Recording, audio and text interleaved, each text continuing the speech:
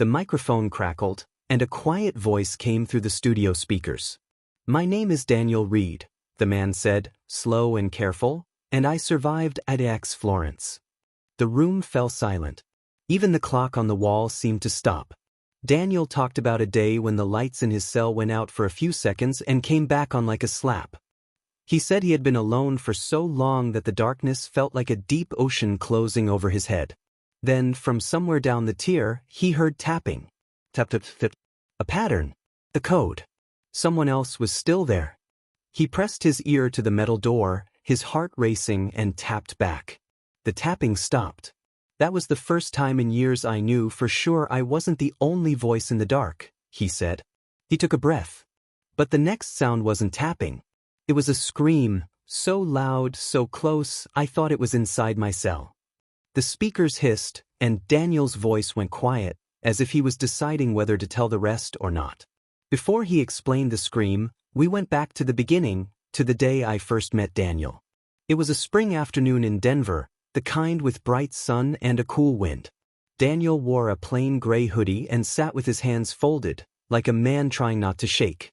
His eyes were soft and tired. He spoke in small pieces, like he was building a bridge across a river one plank at a time. He told me that ADX Florence was a Supermax, the highest security prison in the country. He said most days were the same: wake up alone, eat alone, think alone. 23 hours in the cell. 1 hour in a small concrete yard with a roof that let in a square of sky. You count things, he said. Screws in the vent. Cracks in the paint. Steps from the bed to the door. You hold those numbers like a rope so you don't slip. I asked him what helped. He smiled a little. Routine, he said. Push-ups. Sit-ups. Reading every word on every milk carton. Writing letters even when no one wrote back.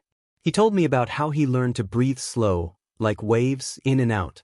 He kept his mind busy by listing the names of the states, the capitals, the streets from his childhood.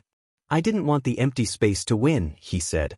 Sometimes he would hear a radio down the tier, a guard's footsteps, the rattle of keys. These small sounds were like stars in a black sky. Not enough to light the place, but enough to show that the world was still out there. He was not the only person willing to talk.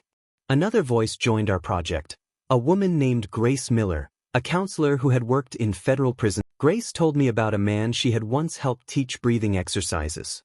She didn't share his name. She just said that after weeks of practice, he could slow his pulse with deep, even breaths. He told me it felt like opening a window underwater, she said. A small, bright place to rest for a minute. She said that many people found small anchors, a prayer, a poem, a list of favorite songs.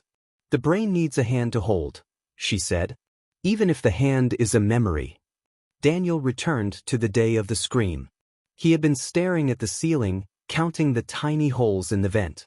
He heard the tap, tap again, to his left. He tapped back. 1, 2, 1, 2, 3. Stop. Listen. Then came the scream, sharp and full, like someone had dropped a glass in the quiet and it had shattered into 1,000 pieces. He knocked on the door, shouting for help. Boots ran down the tier. Radios buzzed. A hatch clanged open. And then quiet. Thick, heavy quiet. He waited for an hour, then 2. Finally a voice he did not know whispered through the vent. You hear that? Daniel held his breath. Yes, he whispered. The voice said, they took him away. After the scream, Daniel said he made a promise to himself. He would not let silence win. He began to talk out loud each day, even if no one answered. He told the walls the name of every street he ever lived on. He described his sister's laugh. He listed summer smells, hot pavement, cut grass, barbecue smoke at a park. He spoke the names of birds he had seen as a boy. It made me feel like a person, he said, not a shadow. He said a new guard started working his range around that time. The guard walked steady and spoke clear. Afternoon, the guard would say. Daniel would say, afternoon. It was a small bridge, but it held. Time moved forward like a slow train. Weeks, months, seasons marked only by the angle of light in the small window.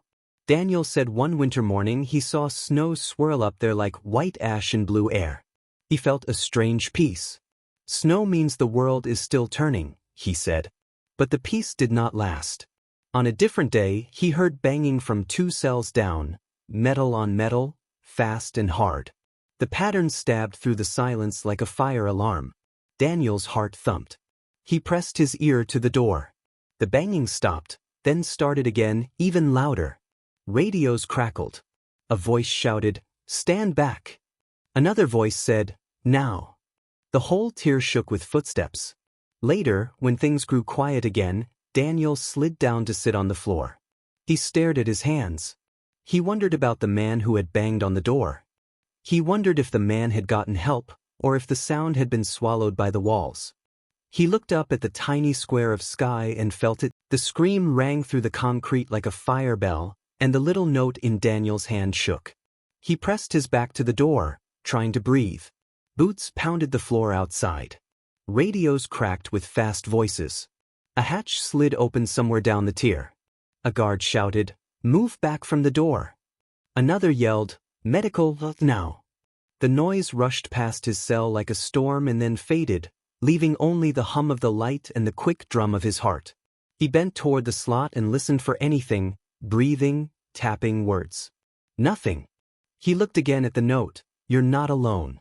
The letters were dark and careful, like someone had pushed hard to make them clear. He folded it, slipped it into the seam under his mattress, and waited. Minutes crawled like slow ants. Then came a soft sound by the door, 1 tap, then 2. The same pattern from before. He crouched close. "I'm here," he whispered. "Are you okay?" A whisper came back through the vent, thin but steady. "Name's Carter," it said. 2 cells right. Daniel closed his eyes with relief. A person. A voice. "I'm Daniel," he said. "I heard the scream." Carter's whisper paused. "He's gone," Carter said. "Don't know where. But he's gone." Daniel pictured the tall gray corridor, the doors, the long line of lights, and the hole where a voice used to be. He thought of the note again and felt a small heat in his chest, like a match in a cold room. That night they made a plan. No big rules, nothing that would put either of them in danger. Just small lifelines. At 10 breaths after lights out, one would tap once. The other would tap back twice. If either one had a bad spell, 3 quick taps meant still here. They would keep it simple, keep it quiet. Daniel lay on his bunk and counted to 10. He tapped once. 2 taps came back, soft as moth wings. He smiled into the dark. The room didn't feel bigger, but it felt less empty, like someone had cracked a window an inch and let in a thread of air. The next day followed the same tight clock. Wake, wash, tray, count, wait, yard. In the yard, really a small, concrete pen with high walls and a square of wired sky, Daniel walked in slow circles and said car models under his breath. Ford, Chevy, Dodge, Toyota. He pictured his old neighborhood, watched the imaginary traffic lights change, and let the cold air bite his face. A guard stood near the door with a still, blank look. When the hour ended, the door buzzed, and Daniel walked back inside, back into the thick, dry quiet. In his cell, he tried push-ups, then sat with his back to the wall and listed every 4th of July he could remember. Fireworks above a river. A grill in a park. A neighbor's radio playing a baseball game with a crackly call, "Strike 3." He held these small memories like pebbles in his pocket. By afternoon, he could hear the vague scrape of mops and the low cough of a man far down the range. He stood, pressed his ear to the door, and said one word, "Carter." He waited. Nothing. He tried again. The vent carried a faint breath. "Here," Carter whispered. "Rough morning." Daniel wanted to ask about the scream, but he didn't. Instead, he described the snow he'd seen last winter in the window, how it had spun like bits of paper in blue light. Carter listened and asked what it smelled like. "Cold," Daniel said, then laughed. "You know, like cold." Carter chuckled, a warm, quiet sound that skimmed the concrete and settled into Daniel's bones like tea. Days turned into a line. Some were dull and heavy. Back inside, the day slid forward. Around evening, a new sound moved along the tier. Not boots. Not a cart. Something with a soft roll and a stop-start rhythm. like a dolly with a loose wheel. It paused outside his door. The slot opened, and a hand set down a wrapped bundle the size of a book.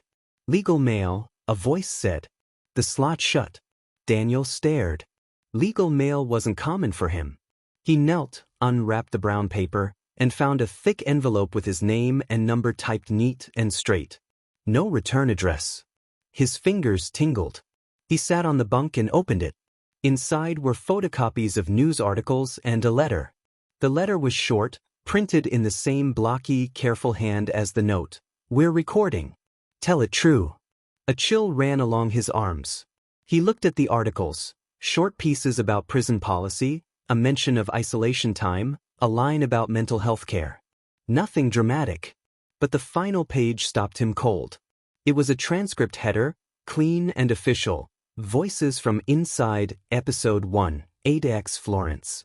Below that, in plain type, was a single line, featuring Daniel Reed and others.